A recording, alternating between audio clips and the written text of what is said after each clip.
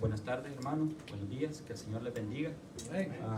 Una bendición, hermanos, poder una vez más poderlos reunir y poder glorificar el nombre de nuestro Señor, porque a eso es lo que venimos, a pedirle fuerza a Él, a pedirle ánimo, a pedirle gozo, alegría, para que podamos caminar en nuestra vida diaria como Él quiere que nosotros caminemos.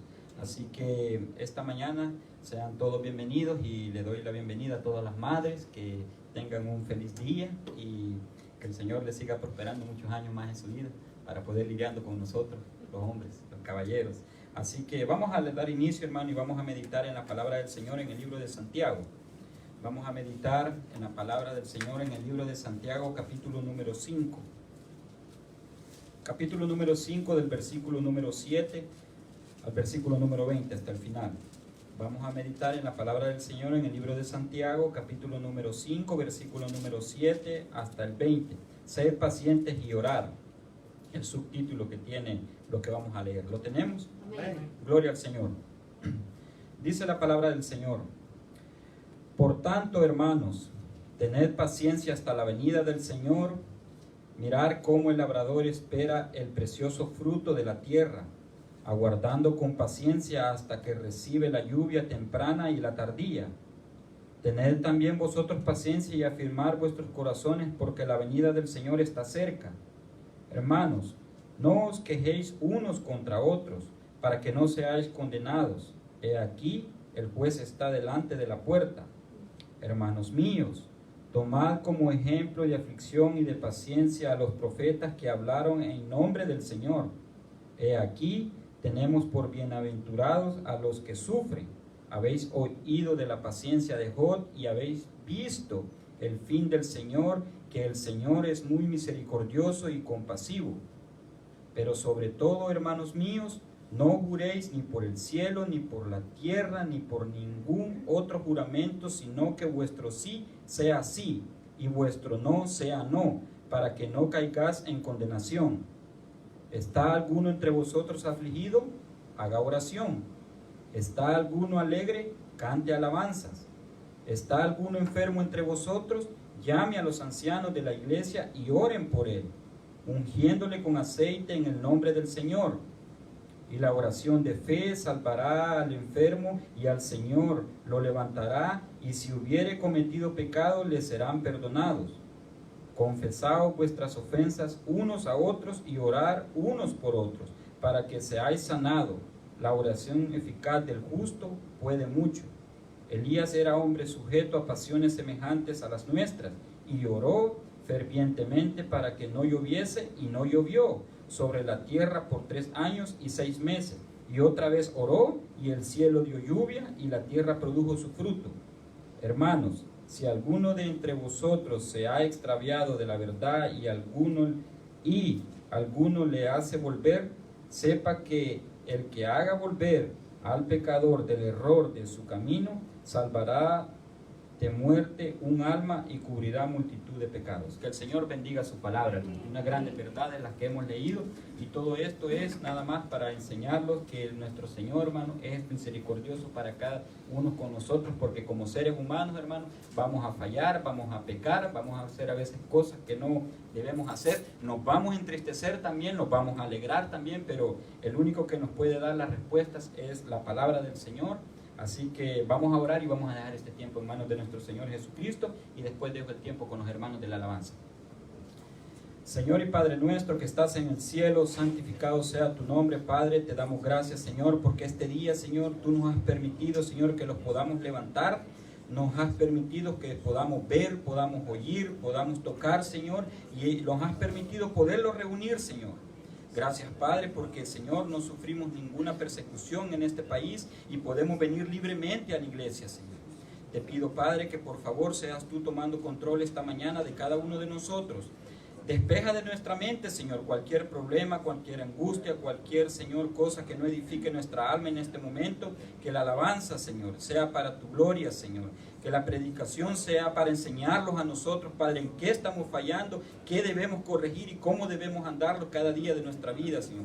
Bendice, Señor, este tiempo que podemos reunirlos, Señor, y bendice también, Señor, cada cosa que nosotros hagamos para exaltar tu nombre, Señor. Gracias por todo, Señor. Bendice las madres, Señor. Y gracias, Señor, porque les has dado el privilegio, Señor, a las mamás de poder, Señor, ser madres. Ahora ayúdanos a nosotros como hombres, Señor, como líderes de hogar, a poder, Señor, cuidar nuestro hogar y a poder, Señor, bendecirte a ti cada día de nuestra vida, Señor. Te pido, Padre, que por favor te quedes con nosotros esta mañana, Señor. En el nombre de Jesús te pido todo esto. Amén. Que Dios les bendiga, hermanos.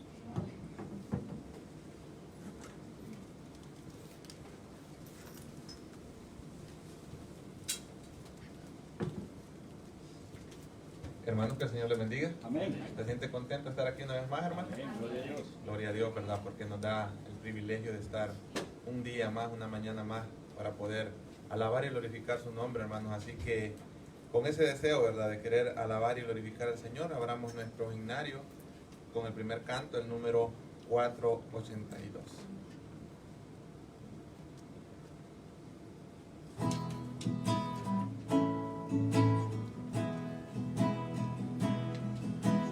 Oh, qué amigo nos es Cristo, Él llevó nuestro dolor,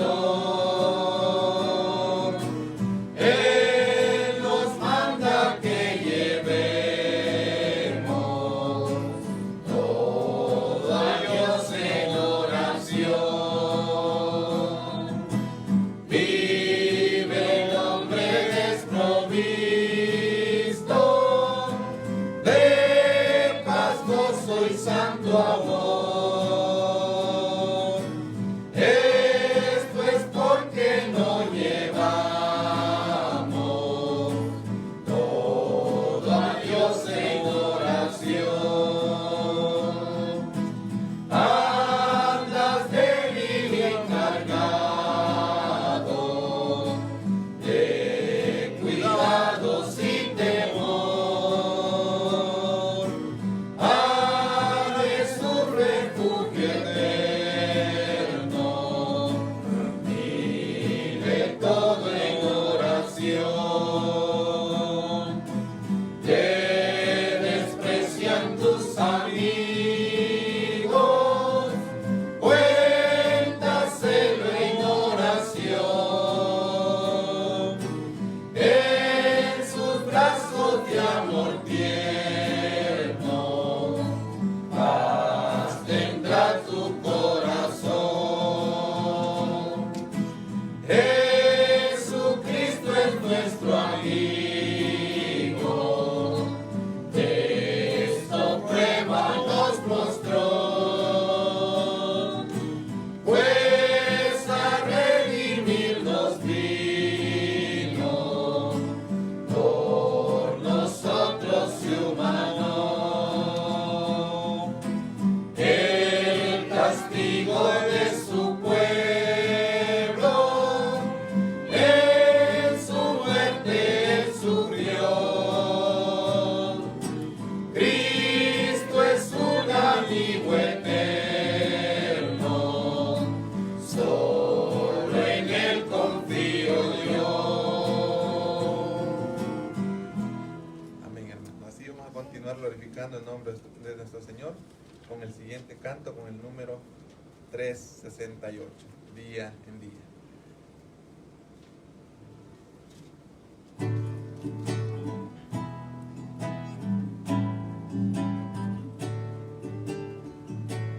Día en día Cristo está conmigo, me consuela en medio del dolor, pues confiando en su poder eterno, no me afano ni me da temor.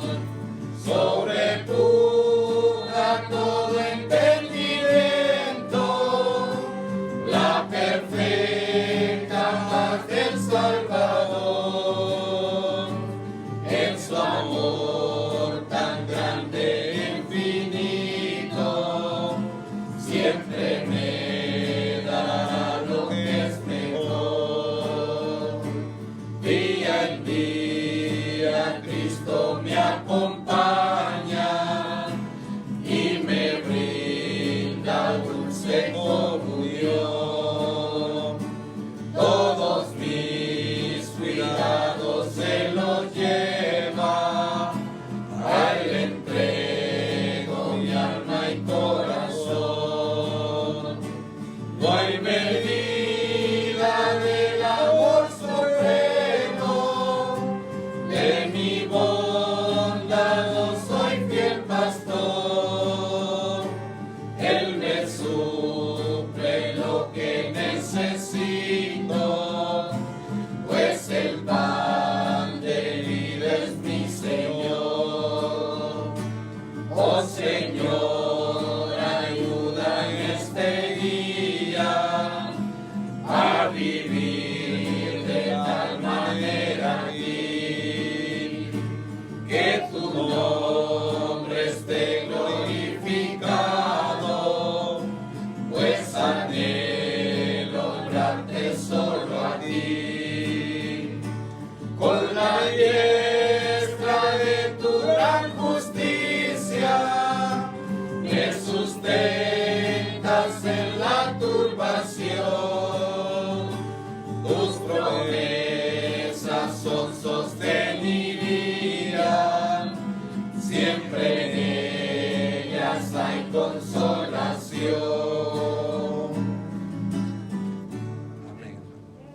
Cristo está día en día con nosotros, hermano, y nos brinda, como dice, esa dulce comunión. Solo que le busquemos y que le adoremos. Así, hermano, vamos a entonar el siguiente canto, el número 366, en Jesucristo.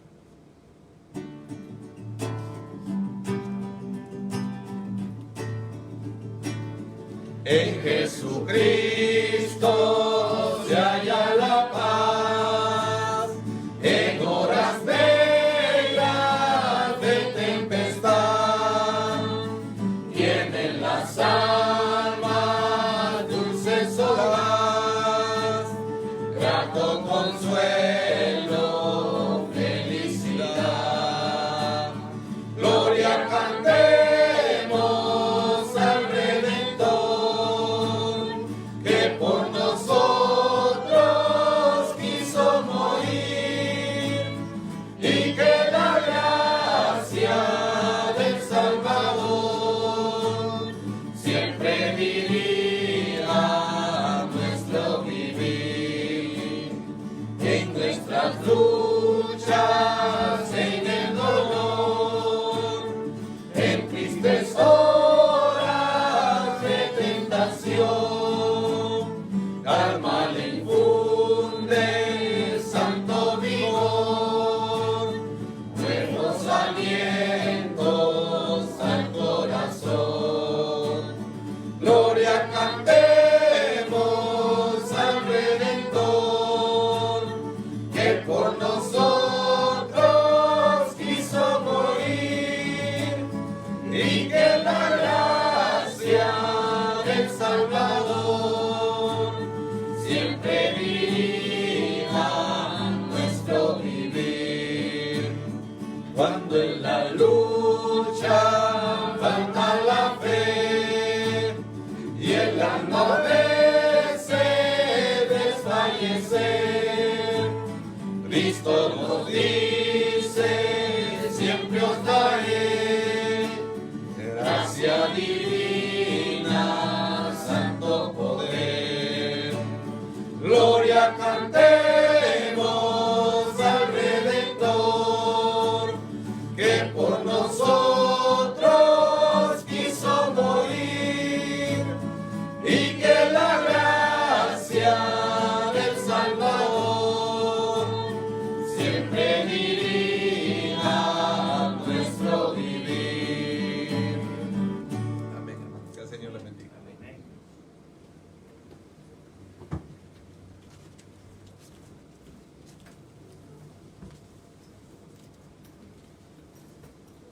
Que el Señor les bendiga, hermanos. Es una gran bendición poder estar esta mañana compartiendo un día más del primer día de la semana en la casa del Señor. Es un gran privilegio para cada cristiano poder estar en este lugar o en cualquier lugar donde hay una iglesia. El mayor privilegio es poder estar ahí en la casa del Señor y poder cantar como acabamos de cantar, ¿sí? Hoy es el Día de las Madres acá, ¿verdad? En Estados Unidos se celebra el Día de las Madres. Así que feliz Día de las Madres, aquellas que son madres. Es una bendición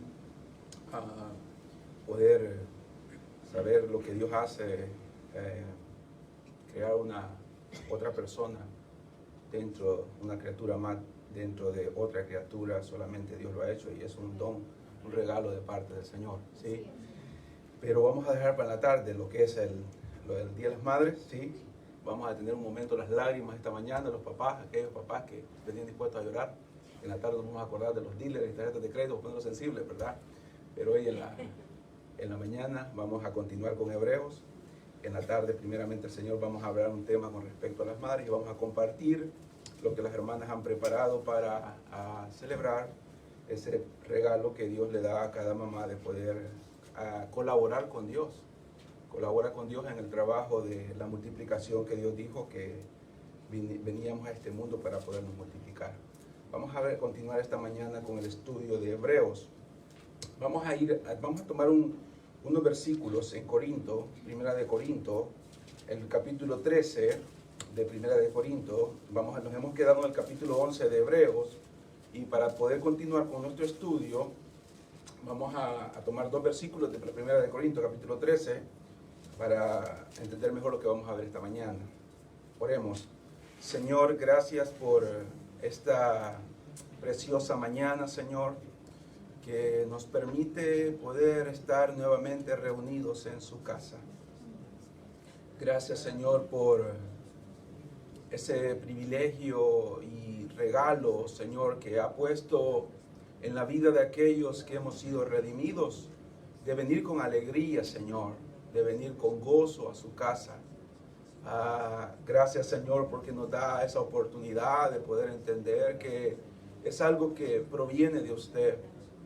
Ayude a aquellos que están en esta mañana acá, que todavía no tienen a Cristo en su corazón, para que por favor ellos puedan entender lo que uno entiende, Señor, que esa tristeza que hay en sus vidas, que esa desgracia que sienten en sus corazones y esa falta de alegría, Señor, por estar en su casa, no es sino el resultado del pecado que hay dentro de sus corazones. Ayúdenos a entender su palabra esta mañana. Ayúdenos a nosotros como iglesia, aquellos que ya estamos en Cristo luchando, que podamos, Señor, entender cómo nosotros necesitamos la fe.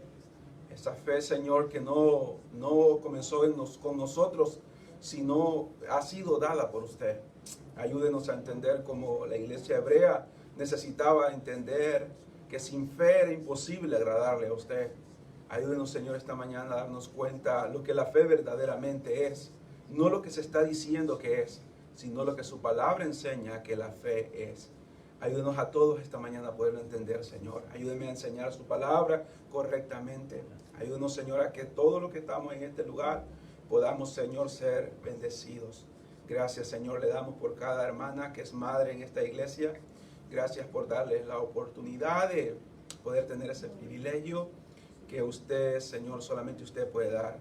Dice su palabra que usted hace el vientre fértil y el vientre estéril ha sido hecho por usted. Entonces es un regalo que solamente usted puede dar a cada madre. Bendígala, Señor, en esta mañana, y que ellas puedan entender que necesitan la fe para poder instruir a sus hijos, para que un día también sus hijos puedan llegar a ese lugar, Señor, que ha preparado para todos aquellos que creerán en Jesucristo. En su nombre oramos, Señor Jesús. Amén y amén. Dice el versículo 12 del capítulo 13 de Primera de Corinto: ahora vemos por espejo, oscuramente, mas entonces veremos cara a cara. Ahora conozco en parte, pero entonces conoceré como fui conocido.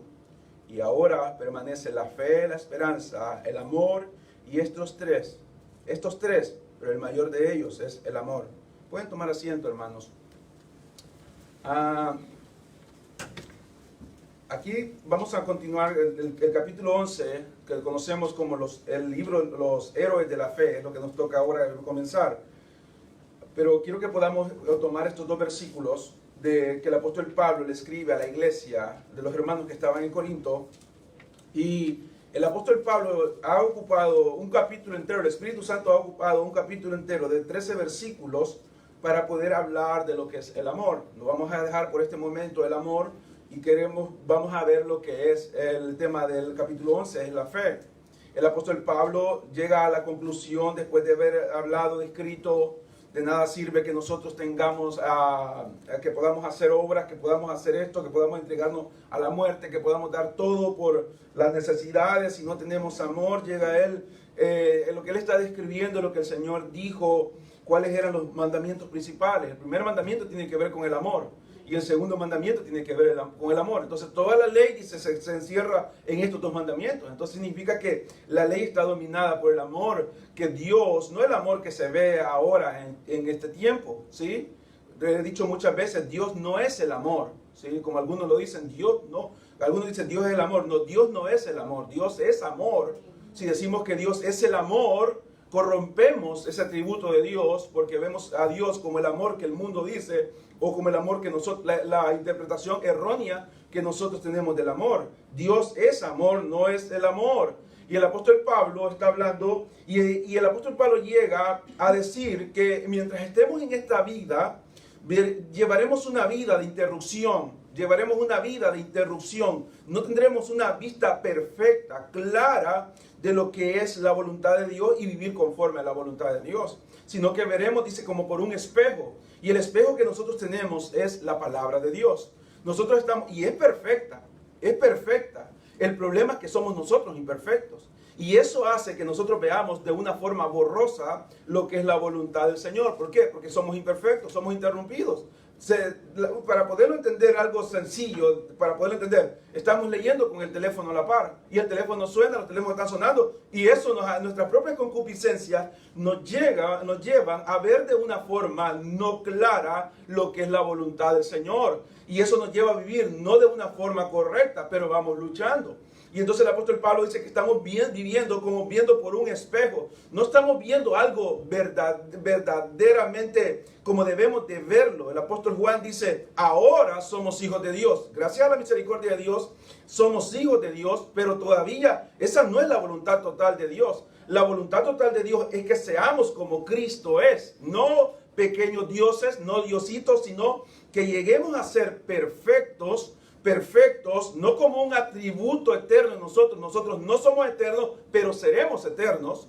No somos eternos porque no hemos existido por toda la eternidad, pero sí seremos eternos. Nuestra alma ya es eterna, en el sentido que seremos eternos. Unas personas serán eternas en el infierno, sufrimiento, y otras personas serán eternas en la patria celestial, gozando con el Señor. Entonces el Señor quiere no solamente que nos quedemos estancados a tener una idea de lo que Dios ha hecho por nosotros, de lo que será, sino que realmente un día veremos cara a cara a Jesucristo. Nos encontraremos con Él. Ahora hemos escuchado, cantamos de Él, cantamos acerca de Él, escuchamos acerca de Él, leemos acerca de Él, pero no tenemos ni un 5% de lo que Él es verdaderamente. En aquel día, cuando nos encontremos con el redimidos totalmente y el control del pecado que ha sido quitado de nosotros, ha sido quitado, pero la presencia del pecado todavía está en nosotros, sea quitada totalmente, lo veremos cara a cara cuando venga por nosotros en las nubes. Y entonces veremos ahora y entenderemos. Ahora conozco en parte, dice el apóstol Pablo,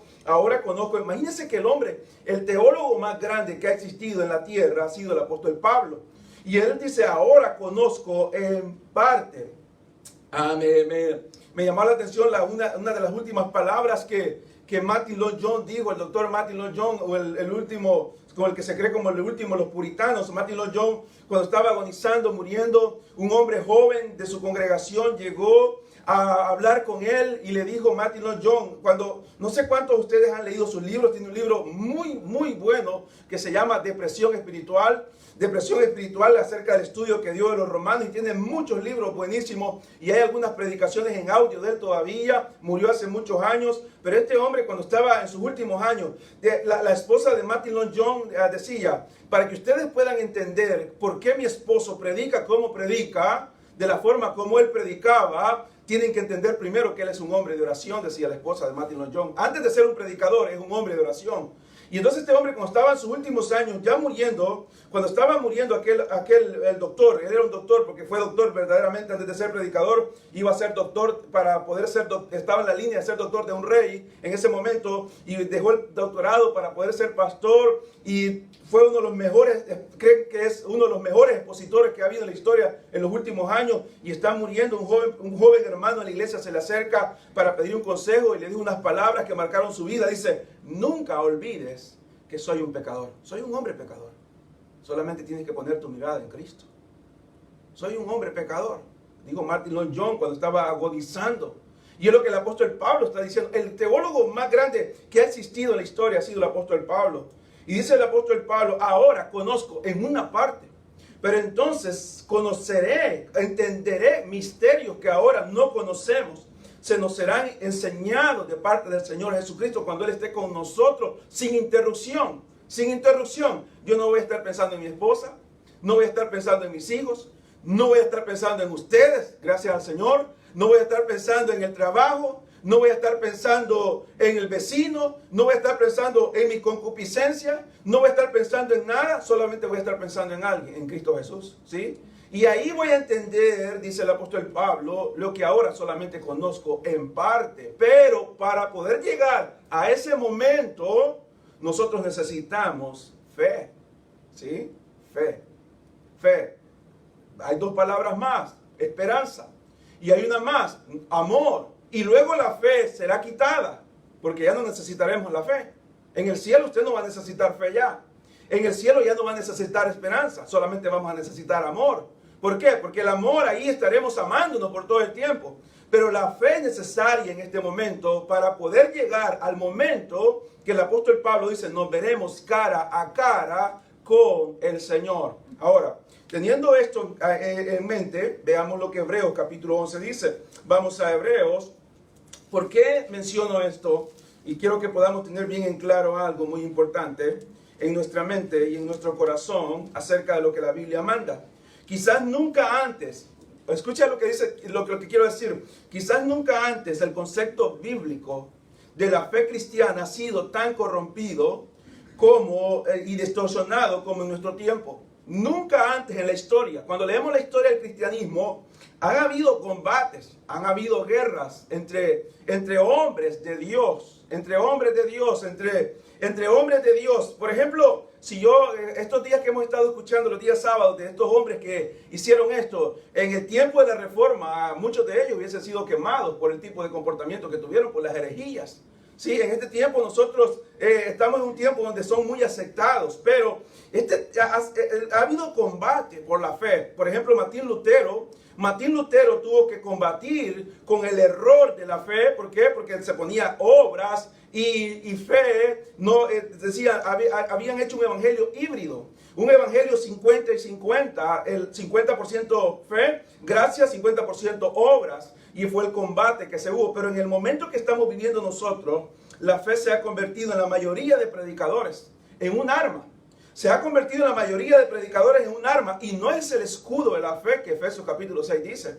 No es el escudo de la fe que se le ha asignado al cristiano en el capítulo 6 de Efesios, sino un arma para engañar. Es un arma para engañar y asaltar.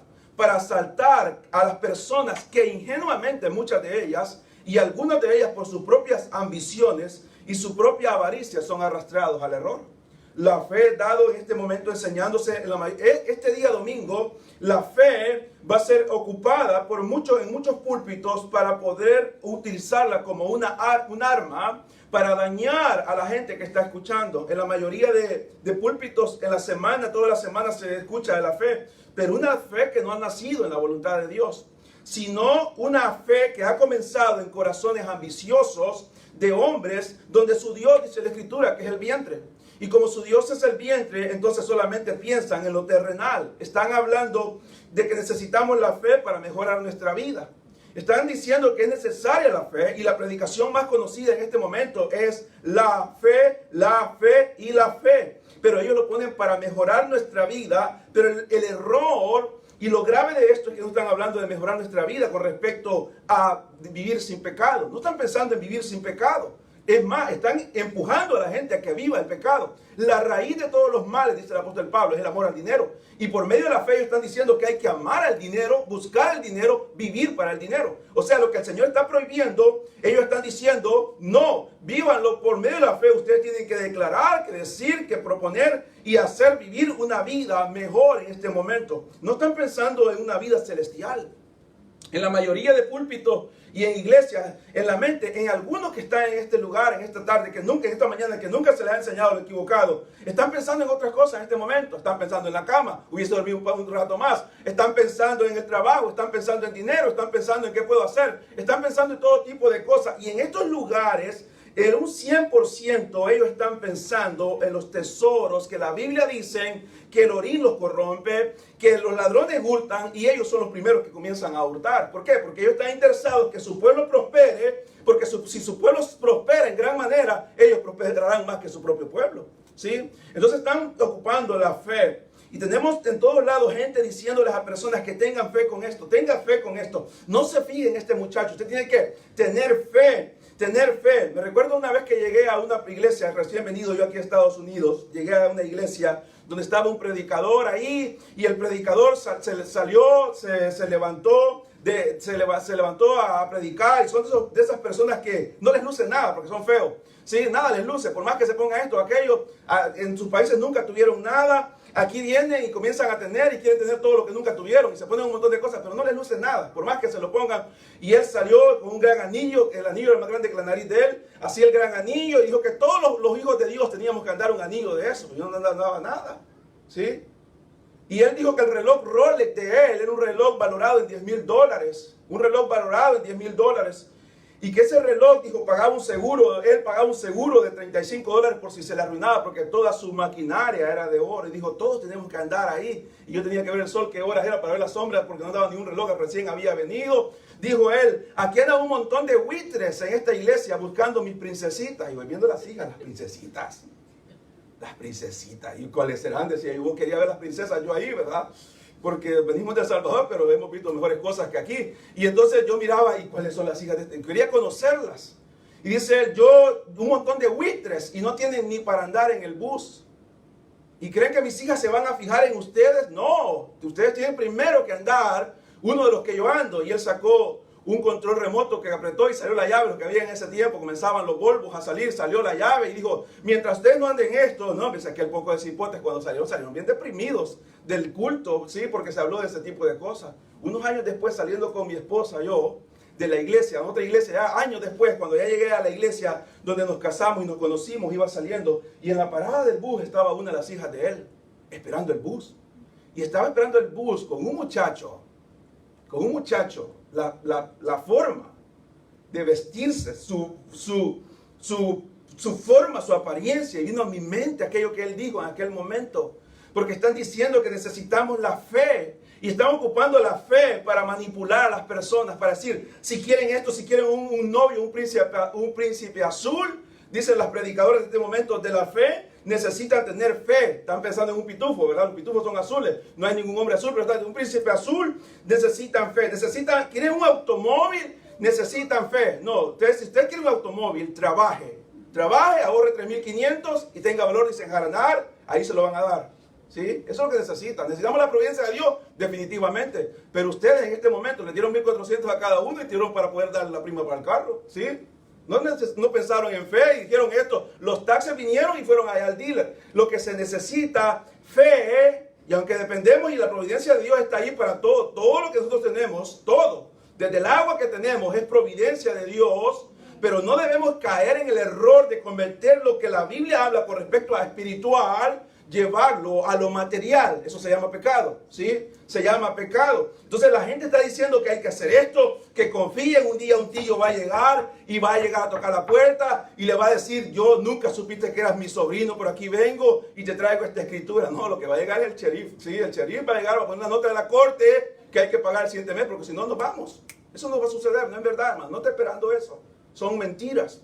Son mentiras de estas personas para atraer a un montón de personas que por sus propias necesidades son arrastrados, ha interpretado totalmente. Tenemos ese montón de gente diciéndole a Dios que Dios hará algo que Él no ha prometido.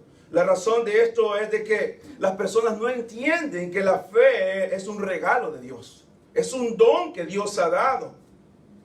Si un texto ha sido sacado fuera de contexto, es Hebreos capítulo 11, versículo 1. Ese texto ha sido sacado de contexto en este momento. Anoche el hermano Oscar mencionaba algo muy importante y alentador con respecto a para aquellos que estamos al frente de una iglesia. Y es que la iglesia no puede ser, decía él, restaurada por el hombre, ya que la iglesia, como él decía, fue fundada sobre la roca que es Jesucristo.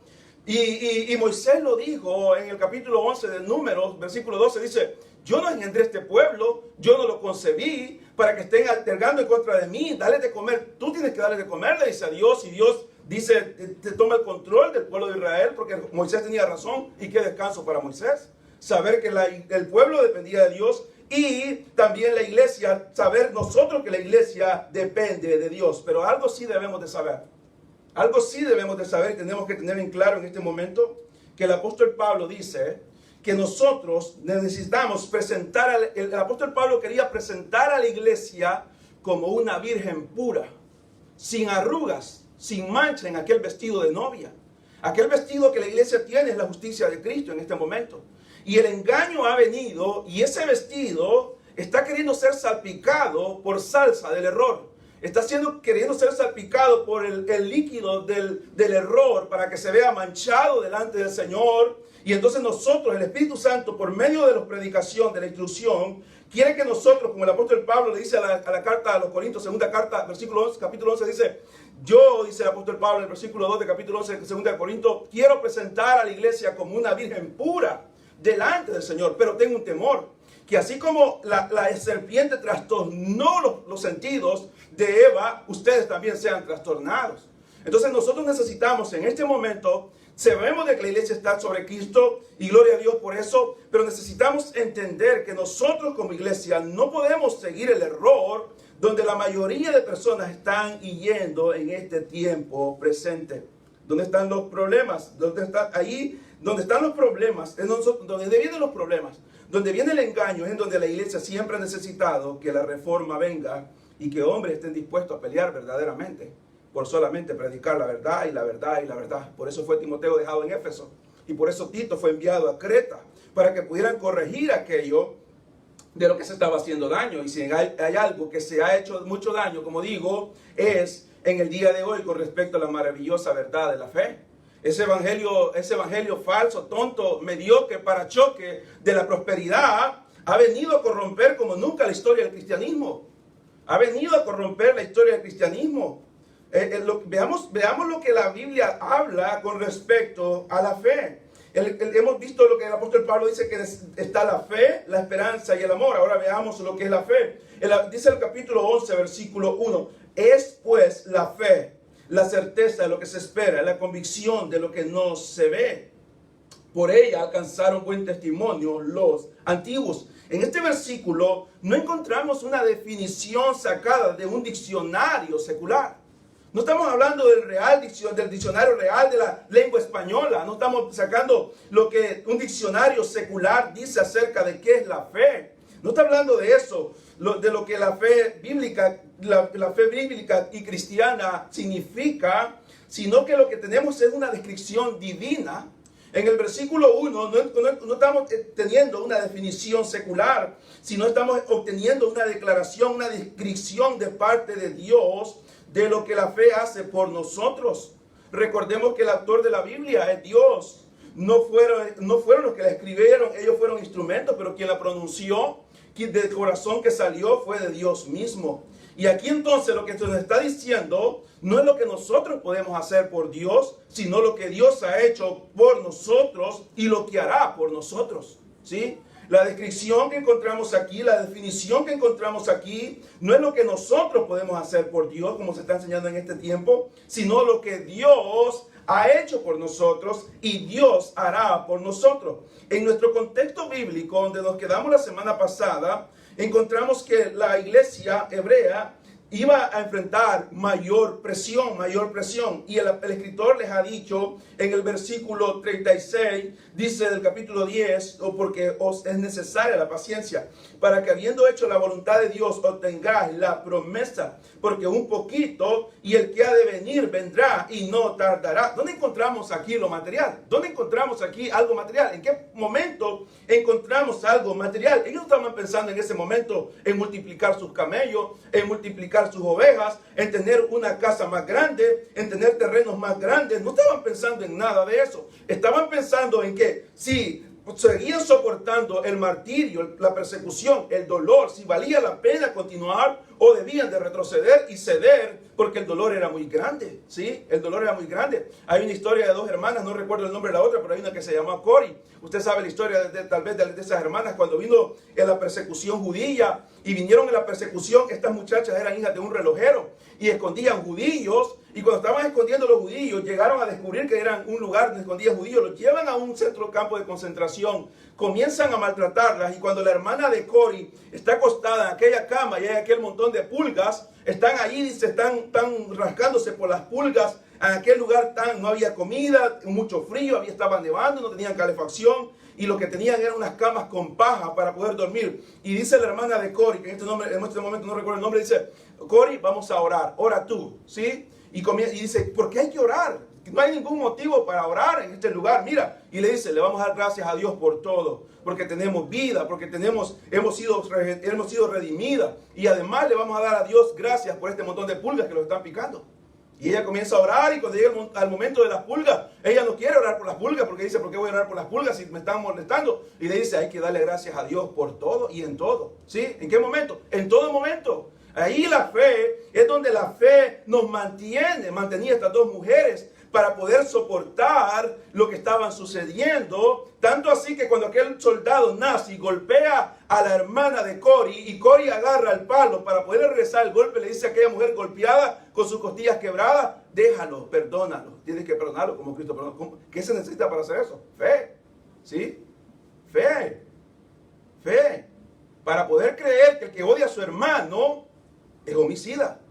Si no lo creo, no lo perdono. ¿Por qué? Porque dice que el que odia a su hermano ya ha sido expuesto al lago de fuego. Está cerquita. Está a un paso de caer al infierno. Y si no cambia esa situación, significa que no ha nacido de nuevo. Tiene que cambiarla lo más antes posible. ¿Por qué? Está expuesto al lago de fuego. Aquel que le dice imbécil a su hermano, o fatuo, idiota, está expuesto al lago de fuego. Y esta mujer le dice: no, perdónalo, perdónalo.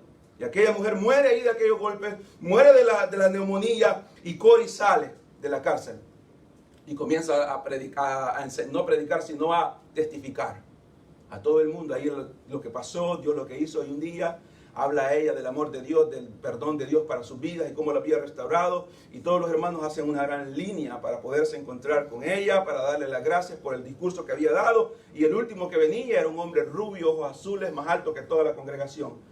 Era aquel nazis que había golpeado a su hermana, que la había insultado, que las había visto desnudas cuando las avergonzaban, quitándole la ropa por burlarse de ellas. Y en ese momento aquel nazis tiene su mano y le dice que él sí lo puede perdonar, porque ahora él había sido perdonado por Cristo. Y ella tira su mano para atrás. Y en ese momento el Espíritu Santo la golpea. Y dice ella: en ese momento sentí que primeramente tenía yo que pedir perdón para poder perdonar a otro. Y pedí perdón y se dieron un abrazo en ese momento. Ahí se necesita la fe. De eso está hablando el escritor. Necesitamos la fe. Necesitamos la fe. No está hablando de nada material. ¿Por qué? Porque el justo por la fe vivirá. El justo no tendrá nada a su alrededor. No hemos visto nunca una nube venir. Nunca. ¿Quién ha visto una nube venir? ¿Sí? ¿Quién ha ido al cielo? ¿Quién ha ido al cielo a poder estar allá y ver lo que dice el Señor que tiene para nosotros, de los que estamos en una iglesia? ¿Quiénes de los hebreos habían ido? Si fue el apóstol Pablo el que escribió Hebreos, él había ido, lo había llevado de una forma el Señor única, lo había llevado. Dice a los hermanos: conozco un hombre, el cual no se le ha permitido decir lo que vio. Hoy los que vienen bien fácil contando todo lo que han visto, ¿sí? Traen un pedacito de nube para venderlo y lo venden los días domingos y vienen contando esto y todo, y fueron al infierno primero, no se quemaron nada, después van al cielo, después vienen y están todos los días yendo como que están yendo a Wheaton, ¿sí? Eso es mentira, no es verdad. Pero nosotros ninguno hemos visto nunca venir una nube, nunca hemos oído una trompeta, nunca hemos visto un muerto resucitar, ¿sí? Nunca hemos visto un muerto resucitar. ¿Pero qué? Nosotros creemos lo que la Biblia dice. Los hermanos hebreos creían lo que la Biblia decía. Y aunque todos los demás a su alrededor se burlaran de ellos, lo menospreciaran y perdieran todo, lo único que los iba a mantener vivos espirituales era la fe. Solamente la fe. No show. No show. No es nada de ese tipo de entretenimiento. No jueguitos. Solamente la fe. La fe que había sido dada a ellos. ¿De dónde viene la fe?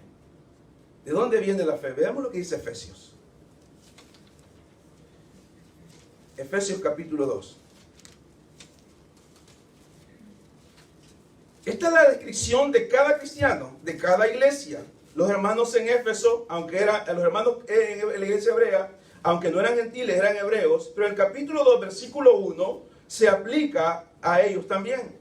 Él os dio vida a vosotros cuando estabais muertos en vuestros delitos y pecados, en los cuales anduviste en otro tiempo, siguiendo la corriente de este mundo, conforme al príncipe de la potestad del aire, el espíritu que ahora opera en los hijos de desobediencia, entre los cuales también todos nosotros vivimos en otro tiempo con los deseos de nuestra carne, haciendo la voluntad de la carne y los pensamientos, y éramos por naturaleza, ¿qué? Hijos de ira, lo mismo que los demás. O sea, estábamos preparados para la ira del día final. Pero Dios, que es rico en misericordia, por su gran amor con que nos amó, aún estando nosotros siendo cadáveres, estábamos muertos en nuestros pecados, nos dio vida juntamente con Cristo. Por gracia sois salvos. Y juntamente con Él nos resucitó. Y asimismo nos hizo sentar en lugares celestiales con Cristo Jesús, para mostrar a los siglos venidores la abundancia, riqueza, su gracia y su bondad para con nosotros en Cristo Jesús. Porque por gracia sois salvos por medio ¿de qué? De la fe. Y esto no de vosotros, pues es don de Dios. Escucha lo que está diciendo, lo ha leído antes y se ha detenido para poder entender. ¿Por qué? ¿Qué dicen las personas? ¿Qué dicen las personas con respecto cuando se les habla? Rechinan los dientes con respecto a la doctrina de la elección y la predestinación. No les gusta la elección ni la predestinación, no les gusta. Y dicen, no, ¿cómo? Nosotros hemos hecho una parte para poder creer en Dios. No, hermano, usted no ha hecho nada. Usted no ha hecho nada, ni yo tampoco. ¿Sí? Él me buscó, Él me llamó, Él me trajo a Cristo. Cristo me aceptó. Dice, del que a mí viene, que el Padre lo trae, yo no lo echo afuera. Él me hizo nacer de nuevo. Él me hizo nacer de nuevo. ¿De dónde? Del Espíritu. ¿Cuál Espíritu? El mío. No, el Espíritu Santo. El Dios Trino ha hecho todo. Y entonces dice, no, pero la fe, yo puse la fe porque necesita creer. ¿Está leyendo lo que dice?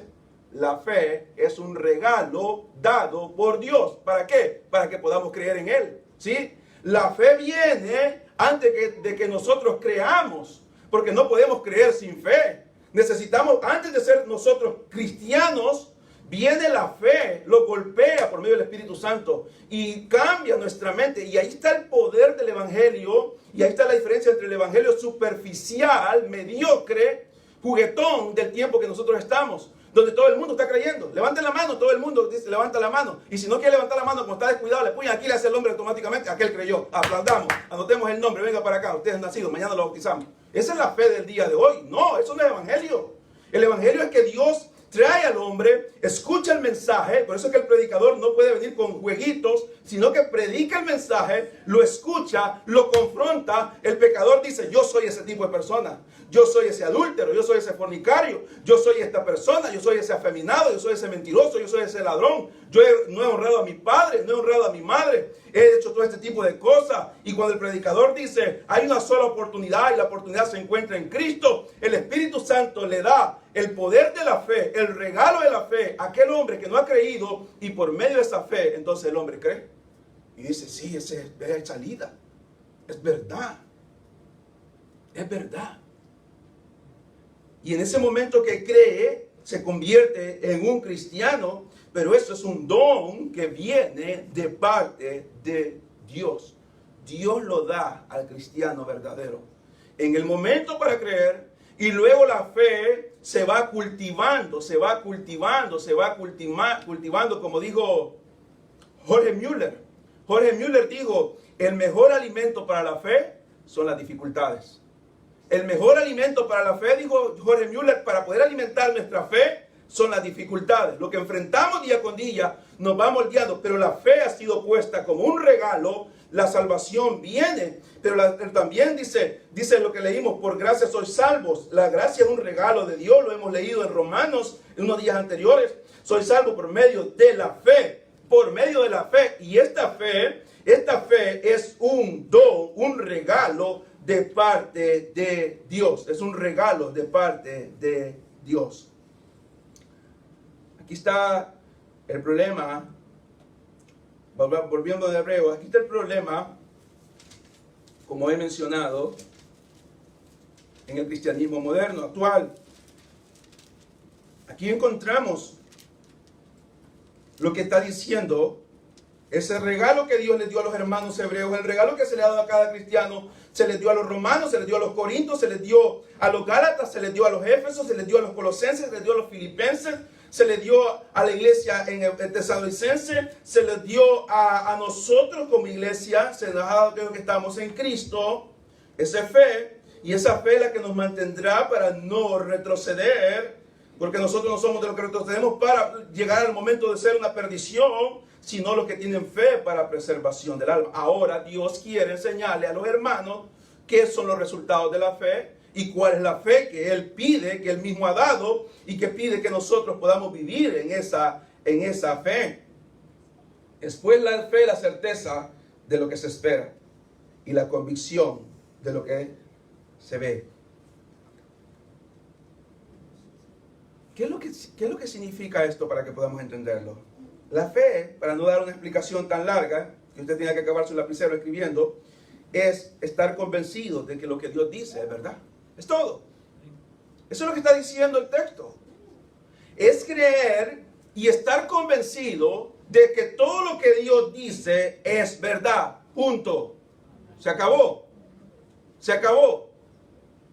Usted escucha esas personas que han estudiado en Harvard, Oxford creo que es otra universidad muy conocida, y un montón de universidades, y usted los ve ahí con los pelos así, todos llenos de caspa, todos pálidos porque solo pasan comiendo zanahoria, y dicen que han descubierto esto y lo otro, y ahí están con unos grandes lentes de este porte, ¿sí? Andan todos desorientados, y usted los ve y están ahí diciendo a la gente que este hombre ha dicho esto, que descubrieron que la materia, que la física, que la electricidad, y que el hombre, y al final dice que dan a concluir que hace millones de años había esto y los dinosaurios y este tipo de cosas, la explosión, el Big Bang y todo ese tipo de locura, y la gente dice que le cree porque tiene un diploma de Harvard, ¿sí? Y entonces nosotros, hermanos, somos tan bienaventurados. Yo estudié en un instituto que se llama INU, Instituto Nacional de Sultán. Nadie lo conoce, ¿verdad? No hay problema. No quiero que lo conozca, pero ahí estudié yo. Y solo malas notas saqué todo el tiempo. Pero creo por la fe que todo lo que la Biblia dice es verdad. Yo no sé dónde estudió usted. No sé. Esta semana le decía yo a mi esposa,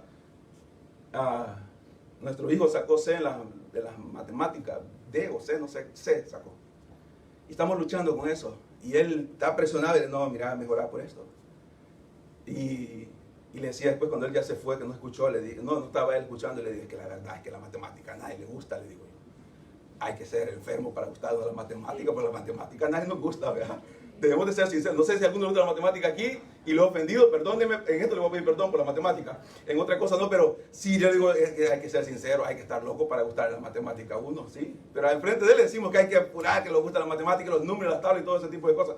Pero tal vez nunca hemos sido inteligentes para esto, nunca hemos sido inteligentes para aquello, no hemos estudiado una carrera universitaria. Esta gente se están desgastando día con día, buscando, ¿sí? Encuentran un pedazo de hueso, y este hueso hace años, y este tipo de cosas, y al final se dan cuenta que era un parte de un pecho de pollo que alguien comió en ese parque, y quedó enterrado, y se les olvidó el pedazo de pollo, y decía este hueso, y le toman fotos, y están tirados con una pluma y una brochita, y soplando, y todos tomándole fotos, y era un cartílago, el pollo que había quedado ahí, pero ellos dicen que fue un dinosaurio que pegó con un meteorito, y la gente está ahí diciendo, le creemos por esto. ¿Cómo podemos convencer a cómo alguien podría convencer a un hombre como este que la Biblia es verdad, hermano? Dios no quiere que lo convenza. La Biblia dice claramente que el que cree ya ha sido salvo, el que no cree ya ha sido condenado. En el cielo, en el infierno van a creer. Vio el viejito que murió ahí, que el viejito que estaba aquí a silla de ruedas y que era el hombre más inteligente y que hablaba por una computadora, que yo siempre creí que no era ni él el que hablaba, sino que otro el que estaba hablando por él. Ahorita, en este momento, está creyendo en el Señor, en el infierno. Allá donde está ardiendo, está creyendo lo que dice Génesis capítulo 1, versículo 1. En el principio creó Dios los cielos y la tierra. Se acabó. Dios no encontramos en ninguna parte que Dios quiera convencernos a nosotros de que Él es Dios. Él es Dios. Si usted cree, está bien. Y si no cree, usted está en problemas. Los hermanos necesitaban saber que lo que Dios ha dicho es verdad para ellos. Y eso lo sostendría a los hermanos hebreos. Y eso es lo único que nos va a sostener a nosotros. De no caer en el error. De no cansarnos de leer la Biblia. De no cansarnos de perseverar. De no cansarnos de estar. La gente está preguntando, la gente pregunta, ¿y cómo que hacemos? ¿Y qué técnica hay que hacer esto para detenerlos que no se vayan? Mire, porque si los aburrimos con la Biblia, si usted se aburre de la Biblia, simplemente usted no es cristiano. Y si no es cristiano, nunca le va a gustar la Biblia, necesita ser primero cristiano. No hay otra cosa más que enseñar en este lugar que solamente la Biblia. Es todo. No tengo que preocuparme por hacerme atractivo. No tengo que preocuparme porque a usted le guste el lugar donde estamos, ni porque le guste lo que hacemos. Solamente tenemos que predicar lo que es la palabra del Señor, porque es solamente la palabra del Señor que tiene el poder. ¿Sabe que es algo triste en esta, ya el tiempo se nos ha ido, pero ¿sabe que es algo triste en el capítulo 11 de Hebreos? No sé si usted lo ha notado. ¿Con quién comienza la lista? La lista no comienza con quien debería de comenzar, de los hombres. Comienza con el otro hombre, aparte de lo que... ¿Con quién debería haber comenzado? Con Adán y con Eva. Es pues la fe, dice el capítulo, versículo 1, y luego continúa con Abel. Pero debería decir, por la fe, Adán y Eva dijeron no a la serpiente cuando la serpiente los tentó. Pero salta a Abel, a su segundo hijo. No está ni Adán, no está ni Eva, no está el primer hombre, no está la primera mujer, ni tampoco está el primer hijo. ¿Por qué? Porque no tuvieron fe. ¿Sí? No tuvieron fe. Entonces continúa con Abel. ¿Por qué? Porque cuando nosotros no tenemos fe de lo que la palabra de Dios dice, entonces vivimos como nosotros queremos vivir. No nos importa. ¿Sí? Nos detenemos un poquito en la iglesia. Y estamos aquí detenidos un poquito en la iglesia. Pero cuando salimos de la iglesia, en cualquier lugar donde estamos, cambiamos a un 100%. ¿Por qué? Porque el temor que tenemos es un temor de hombres, no es el temor verdadero de Dios. Nos olvidamos que Dios es omnisciente, omnipresente, que es santo, que es justo. Y cuando estamos aquí nosotros, estamos aquí con la Biblia y estamos tranquilos. Pero cuando salimos de este lugar, vamos a comportarnos como cualquier mundano. ¿Por qué? Porque ya aquí ya no está Dios. Dios está ahí. Ese es el concepto que nosotros tenemos. Porque el concepto de este momento es un Dios tipo Papá Noel. Un viejito cansado, pelón ahí, que lo podemos tratar como nosotros querramos. Y cuando nos aburrimos de él, lo metemos en la gaveta, le cerramos la puerta. Pero el día sábado, abrimos la puerta, volvemos a sacar a Papá Noel y vamos nuevamente a adorarlo. Ese no es Dios. Ese no es Dios. El Dios que la Biblia dice, debemos de creer lo que Él dice y saber que un día la tierra se abrió para que Datán y Abirán fueran tragados, vivos. Ellos fueron, como Enoc fue vivo al cielo, ellos fueron vivos al infierno. Ellos entraron vivos al infierno totalmente, cayeron toda su familia, sus animales fueron destruidos, su familia fue tirada al infierno viva. Enoc entró al cielo vivo, Elías entró vivo al cielo, Datán, Abirán entraron vivos al infierno y se cerró la puerta. ¿Quién lo hizo? Dios. Queremos decir que en cualquier momento el cielo, la tierra, podría abrirse de parte de Dios para tragarnos a todos. ¿Cree que para Dios es imposible hacer que en este mismo momento este edificio caiga encima de nosotros? No. Cuando aquellos hombres dijeron, unos hombres cayeron en la torre Siloé les cayó encima, Señor, y querían impresionar al Señor. Cuidado, les dijo el Señor. Cuidado, no es porque eran más pecadores que ustedes. Lo mismo le puede suceder también a ustedes. Y entonces eso es creer en Dios, tener la certeza de que lo que Dios ha dicho es verdad. Saber que un día Cristo va a venir y aquel que no esté en el libro de la vida será lanzado al lago de fuego. Adán no creyó. Eva dijo, Dios es mentiroso. Eso es lo que Eva dijo. No lo dijo con sus palabras, pero lo dijo con sus acciones, que es peor todavía. ¿Por qué? Porque muchas veces nosotros podemos comportarnos como aquel hijo que dice, sí voy a la viña a trabajar y no voy en el camino. Y aquel hijo, no voy, pero en el camino se arrepiente y va a trabajar. Eva no lo dijo con su voz, pero lo dijo con sus acciones. Como muchos hoy en día, de la misma manera, con sus propias acciones, dicen que Dios no es verdad lo que Él dice. Dice Dios, no hay que tener amistad con el mundo, la gente tiene amistad con el mundo. ¿Sí? ¿Qué está diciendo? No, Dios es mentira lo que está diciendo. Santiago dice, oh almas adúlteras, no saben que la amistad con el mundo se constituye con enemistad contra Dios. Está diciendo, cuando ustedes se meten a amistad con el mundo, caen en un acto de adulterio espiritual, no lo hagan. La gente, no me importa. No me importa que el predicador lo que dice, no me importa lo que dice. Él no es mi amante, él no es mi papá, él no es mi esposo, él no es nada, entonces no me importa. Entonces, ¿qué está diciendo? No está diciendo que no le importa el predicador, está diciendo no me importa lo que dice Dios. ¿Sí? ¿Por qué? Porque no tiene fe. No tiene fe. Entonces Eva dijo lo mismo. Dios dijo, vas a morir. Adán, el día que comas, morirás. Eva tuvo que haberlo sabido, tuvo que haberlo entendido. Ni Adán ni Eva creyeron. Y entonces, ¿qué dice Juan? La primera carta, no tenemos tiempo, pero ¿qué dice? Hace mentiroso a Dios. Hace mentiroso a Dios. Entonces, la fe, la certeza de lo que se espera y la convicción es creer y estar convencidos totalmente de lo que Dios dice es verdad. Convencido. Porque por ella, dice, por esa fe, por eso que Dios nos ha dado para poder soportar, para poder resistir. Veamos un momento Efesios capítulo 6. Efesios capítulo 6 nos dice, Efesios capítulo 6, cuando está hablando del apóstol Pablo de tomar la armadura de Dios, dice el versículo, ha dado una lista antes, pero llega el momento de llegar al versículo 16, después lleva también el yelmo de la salvación, pero dice que el versículo 16 dice, sobre todo, tomad el escudo de la fe, sobre todo. Ha dicho el versículo 13, por tanto, tomad toda la armadura de Dios para que podáis resistir en el día malo y habiendo acabado estar firmes.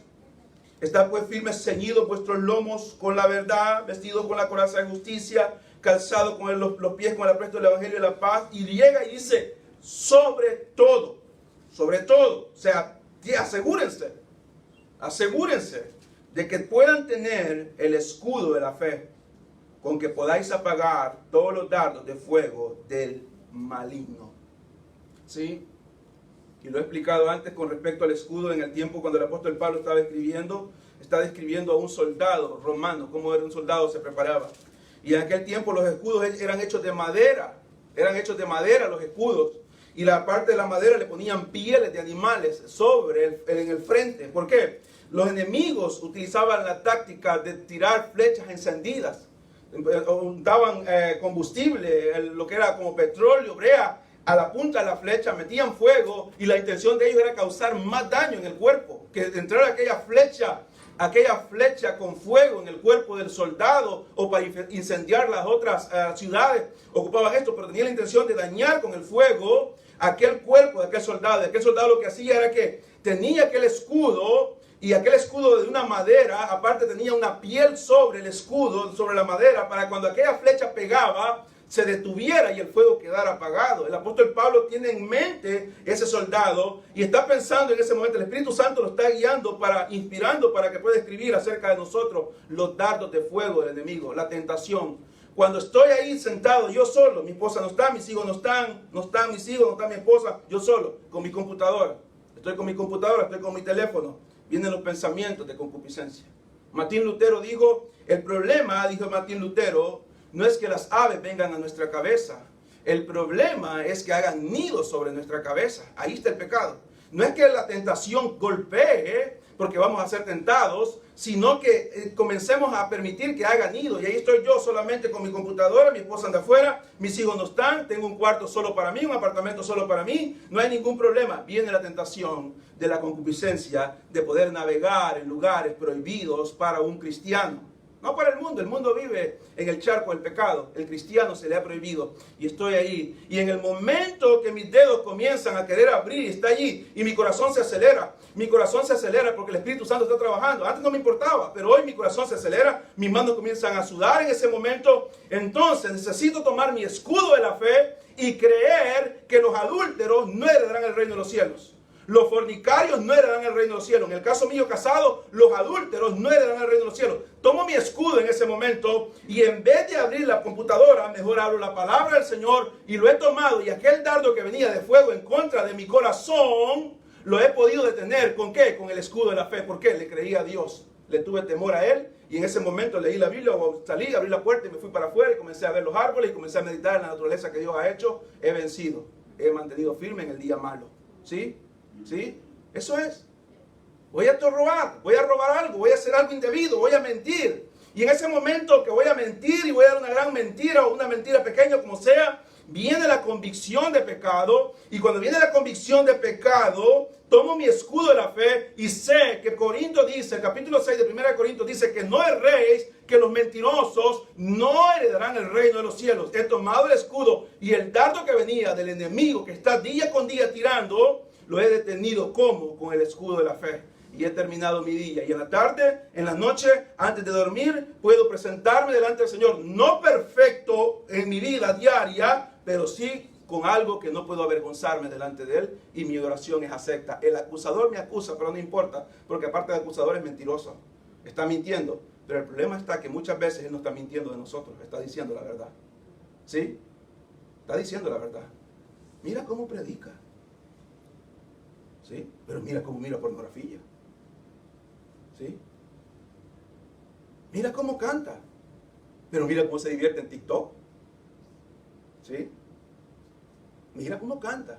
Mira cómo toca el instrumento. Pero mira cuántas malas palabras dice. Y escribe, porque no es necesario decirlas, sino solamente escribir. No es necesario terminar la palabra, aunque ponga una F y ponga el montón de asterisco, ya la pronunció delante de Dios. Mira cómo sirve, mira cómo está en la puerta, dándole la mano al hermano, pero mira cómo le grita al esposo. Y Dios es santo, es perfecto, es soberano, está sobre Satanás. Está en control, Satanás no está sobre él, está en control. Pero a pesar de todo, sabe que lo que Satanás, siendo un mentiroso, está diciendo la verdad por primera vez. ¿Sí? Está acusándonos de una forma legítima, porque Dios lo ha visto, los ángeles lo han visto, que nuestra fe es una fe falsa. No tememos a Dios. No tememos a Dios. ¿Sí? Le tememos más salir al frío sin abrigo porque nos va a dar gripe. Le tememos más salir a una tienda sin máscara porque nos va a pasar la enfermedad, que saber que un día hay un trono que se llama el juicio del trono blanco. Entonces la fe es falsa. Y los hermanos necesitaban saber, los hermanos hebreos necesitaban saber que ellos, por esa fe, necesitaban mantenerse porque por ella habían alcanzado buen testimonio los antiguos. Ahora, terminando con este versículo. Por la fe entendemos haber sido constituido el universo de la palabra de Dios. El hombre tiene en mente Génesis capítulo 1. Génesis capítulo 1, versículo 1. Por la fe nosotros creemos que ha sido constituido. No había nada que se veía en ese momento, pero Dios en su poder en 6 días hizo todo. Y de modo de lo que no se veía en ese momento fue hecho. Entendemos que Dios es soberano. Es supremo. Tiene supremacía.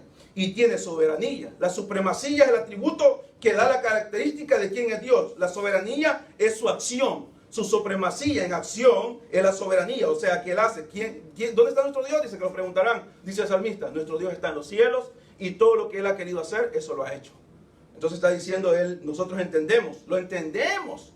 No, repito, yo no sé mucho, no sé nada de álgebra. Que al día le decía al hermano Juan, yo hasta la división se me olvidó ya, no sé cómo se divide. Ya no sé nada de lo que, ya no me recuerdo de esto y lo otro. Pero aquí, tal vez hay un lugar en la selva, en África, donde hermanos no saben leer, no saben escribir, pero creen que Dios hizo los cielos y la tierra. ¿Cómo lo entienden? Por medio del Espíritu Santo y por medio de la fe que ha sido dada. Él lo cree. No está pensando en lo que la NASA dice. La NASA es un cero a la izquierda para el cristiano. No importa lo que la NASA pueda decir. Lo importante es lo que la Biblia dice. Ese es el pensamiento bíblico cristiano de que conocemos. ¿Quiere saber usted cómo se hizo los cielos y la tierra? Vaya a la Escritura. Y Dios no se preocupa en dar una gran historia larga. No, Génesis dice lo que Dios ha hecho. Los Salmos dice la creación, lo que ha hecho. Entonces el versículo 4 nos da el primer ejemplo. Repito, es triste no encontrar al primer hombre y a la primera mujer y al primer hijo, sino encontrar al segundo hijo y al cuarto hombre creado aquí en la lista, pero es porque Dios. Y encontramos a Caín solamente como un ejemplo de que por qué fue reprobado. Por la fe, ¿qué? Abel ofreció a Dios más excelente sacrificio que Caín, por lo cual alcanzó testimonio de que era justo, dando Dios testimonio de sus ofrendas, y aún muerto aún habla por ella. Está diciendo, de una u otra forma, aquí donde nos agarran de una forma sutil los de la prosperidad, ahí hablan de la forma de que hay que hacerlo, y ellos están pidiendo para ellos, no están pidiendo para la iglesia, sino la están pidiendo para ellos mismos. Pero aquí donde agarran a la gente, que la manipulan como el hermano enseñaba, que les dicen esto, hagan esto, y deben de hacer esto, y por nosotros los cristianos, la Biblia nos manda a dar, conforme hemos propuesto en nuestro corazón, ¿sí? Con alegría, con gozo, no porque nos obliguen ni porque nos ofrezcan, sino porque entendimos lo que se nos ofreció y lo que se nos dio por medio de Cristo. Pero este texto habla de la fe, no que Abel quería que aparte de la ovejita que dio en ese momento se le dieran 1000 ovejas más, no, habla de la fe con respecto a creer. Recuerda que los padres de él habían sido justificados por la muerte de un animal. Y ese animal había sido sacrificado por Dios mismo y las pieles habían sido dadas a ellos para cubrir. Tanto Abel como Caín lo sabía. Tenían que saber la historia, una historia conocida. ¿Sí? Era una historia conocida para ellos en ese momento. Y entonces Abel hace lo correcto. Va y lleva una ofrenda de un sacrificio de un animal. A Caín hace lo incorrecto. No le importa. Lleva lo que él quiere llevar. ¿Sí? Y lleva una fruta o lo que había producido el campo. No lleva lo que Dios demandaba.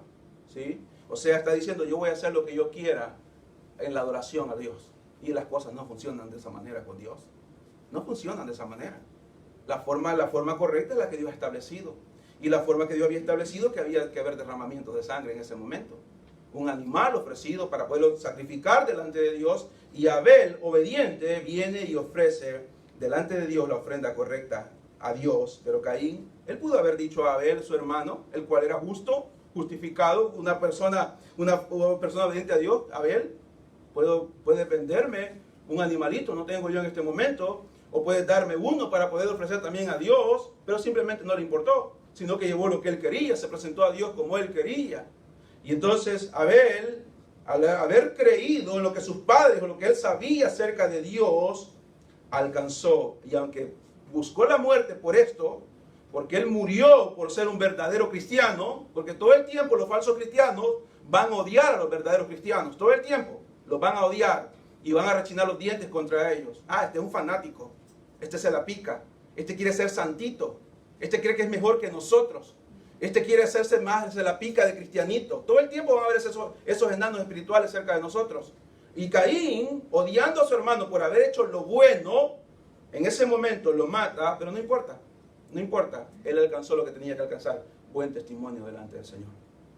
Dice, por la fe Abel ofreció a Dios más excelente sacrificio que Caín, por lo cual alcanzó testimonio de que era justo, había sido justificado, dando testimonio de sus ofrendas, y aún muerto, aún habla por ella. El hombre murió hace años, y esta mañana estamos hablando de él. ¿Por qué estamos hablando de él? Porque la palabra da testimonio de él. ¿Por qué da testimonio de la palabra de Dios? Porque cuando termina el Hebreo dice que él no se avergüenza de llamarse Dios de ellos. ¿Por qué? Porque tuvieron fe en él, creyeron en él. Nunca lo vieron como un mentiroso. Siempre creyeron que Dios era veraz, que Dios era verdadero, que Dios era perfecto. La semana que viene vamos a continuar con esto para poder ver los siguientes nombres que siguen ahí con respecto a la fe. Gracias, Señor, por esta mañana donde nos permite poder estar reunidos. Gracias por darnos la oportunidad, el gran privilegio de poder ver lo que su palabra enseña con respecto a la fe.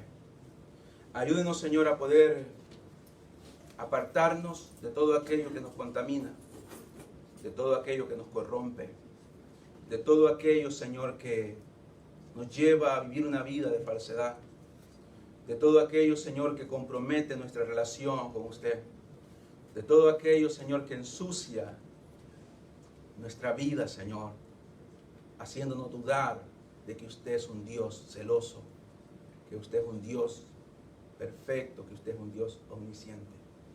Cada día necesitamos ser convencidos, Señor, de nuestra necesidad de usted.